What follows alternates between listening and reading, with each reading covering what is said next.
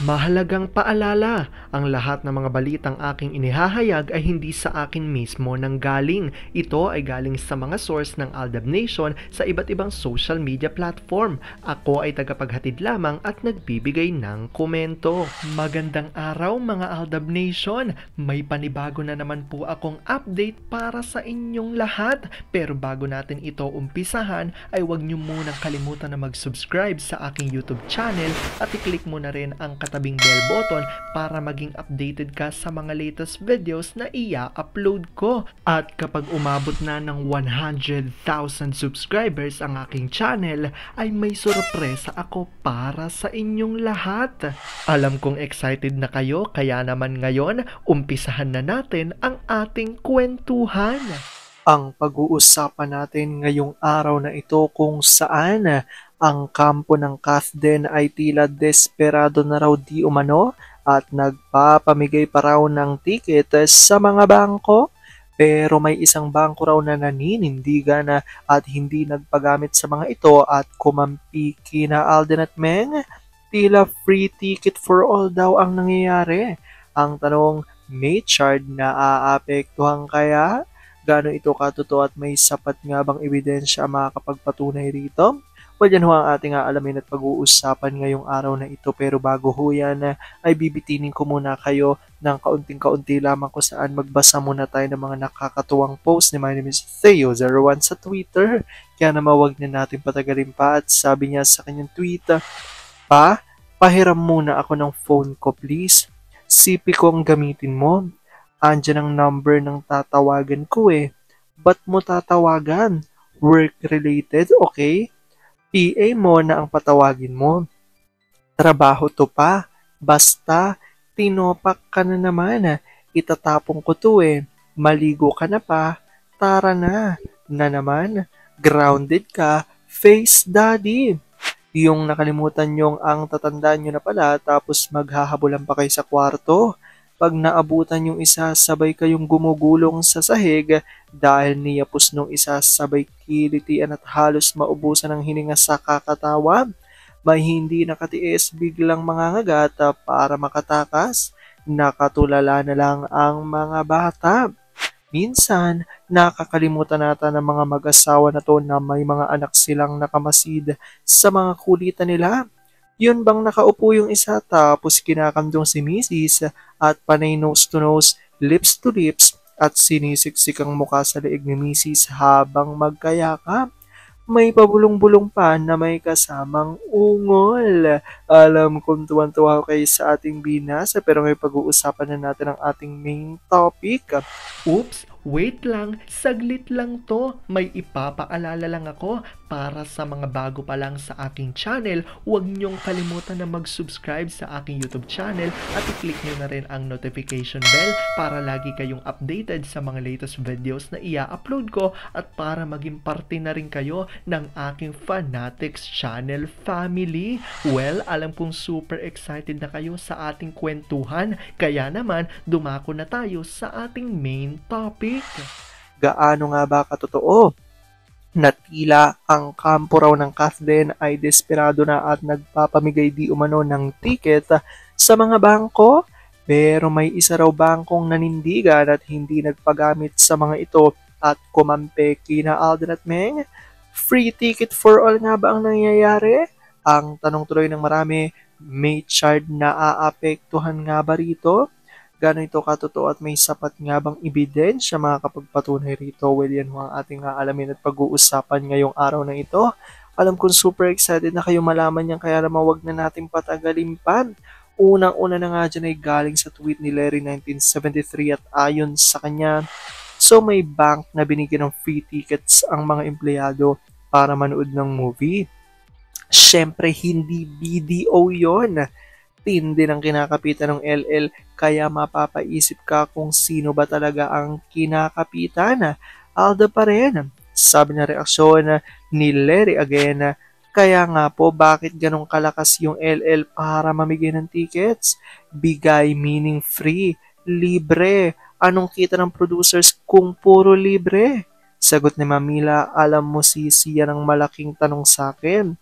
Bakit after ay walang ingay si girl for a long time biglang pinabulusok ng ABS ang career. Secret, sabi ni Funky Tiger. At least, para magyabang na BB ang Flock movie cause madaming hindi makakaalam dyan sa mga dairy tactics nila. Kaya tayo'y magpapaalam through pagpapakalam. Iyan ang napapala ng mga stupids, hindi nila naiisip na in all walks of life, may ADN na makakabuko sa kanila. Be evils, sabi ni Sonia Buenaobra. Para sa akin hindi. Siya ganong kalakas. Ginawa nila yan dahil alam nila ang kakalabasan ng movie nila. Iyan ay para hindi mapahiya. On Alden's part, no problem. Settled na ang talent fee, kumita o hindi. Kung meron mang Ace fan na manonood ay for A lang yun. Sabi pa ni Sonia, kayo naman hindi ba obvious na gagawin niya ng network? Gumamit pa sila ng bank para lang masabi na suportado si LL. Eh sino pang hindi management niya? Parang ginisa sa sariling mantika. Naglabas ng sarili pera para sa libreng ticket. Eh ano yon? Babalik din sa kanila. Sabi ni Mamila, kaya dyan sa bank na yan, namigay kasi endorser sila. Ewan natin kasi ang BDO, Alda bang actual endorser, hindi lang si Alden. Yan ang bangko nila since Alda began. May joint account sila dyan under Fulkerson at dyan din nila binukas ng account si Seb. Walang pilitan na Alda pa rin. At ayan nga ho, ang sinasabi rito ng mga Aldab Nation kung saan di umano talagang nahihirapan raw until now sa pagpapromote di umano ang management ng Kathden dito nga sa kanilang bagong movie po na Hello Love Again. And dahil dito, tila desperado na raw. Ayon yan sa mga Aldab Nation ay desperado na ang management at ang mga taong nasa likod nito kung paano nilang mapopromote ito nga bagong movie ng Kathden. Kaya naman tila nagiging free ticket for all daw ito dahil ipinamimigay na lang ang ticket ayon yan sa mga Aldab Nation source kasi nga daw ay hanggang ngayon ay hindi pa rin talaga umiingay ito nga movie na ginawa nila for Kathden. Kaya naman, ayon dito sa Kuro-Kuro, pati daw sa mga bangko ay pinamimigay ng free ticket at sariling pera din nila ang gumagana para dito sa movie na ito. Parang araw tila mapatunayan nitong management ng Kathden na malakas ang love team nila kahit naman hindi totoo. Ayon yan po sa mga source ng Aldab Nation. Kaya naman ayon nga sa kanila talaga mataas pa rin daw ang pride ng management dahil nakikita naman nila na hindi daw ganoon na kalakas ang love team ng Kathden bakit ayaw pa itong bitawan at pinipilit pa rin. Kahit na ang sigaw nga ng nakararaming mga Aldab Nation ay pagsamahin, 'di ba, sa isang proyekto sina Alden at Meng at huwag nang ipareha pa si Alden sa ibang mga love team o sa ibang mga leading lady. Kaya naman itong araw ang natatamas at hindi natin masisisi. Kaya nila natatamasa di umano mga bagay na ito na hindi talaga flop. Sabi nga nila, flop movie daw itong gagawing movie o ginawang movie ng Kathden. At kaya nila tinatamasa ay dahil na rin daw sa mga dirty tactics na ginagawa nila.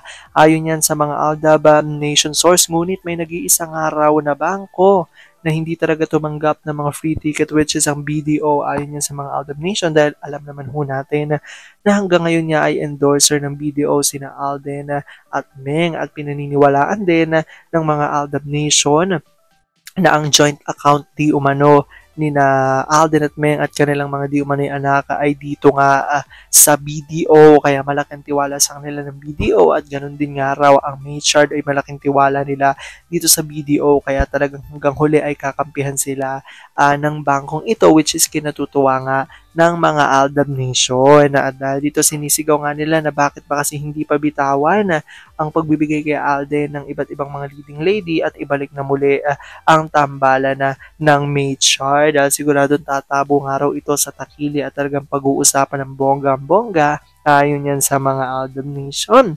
Well, comment down below nyo dyan guys kung ano pong opinion nyo patungkol dito sa ating binasa for today.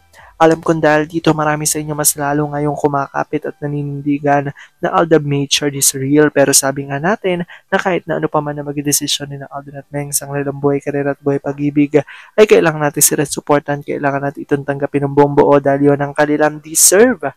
At yan ang aking update for today's video.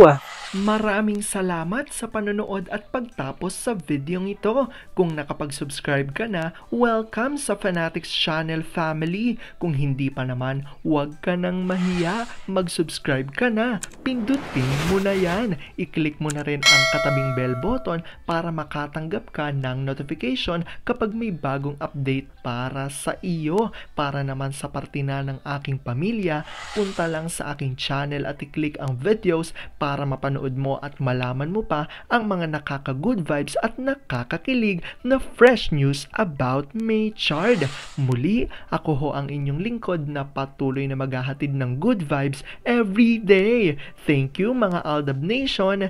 Ingat!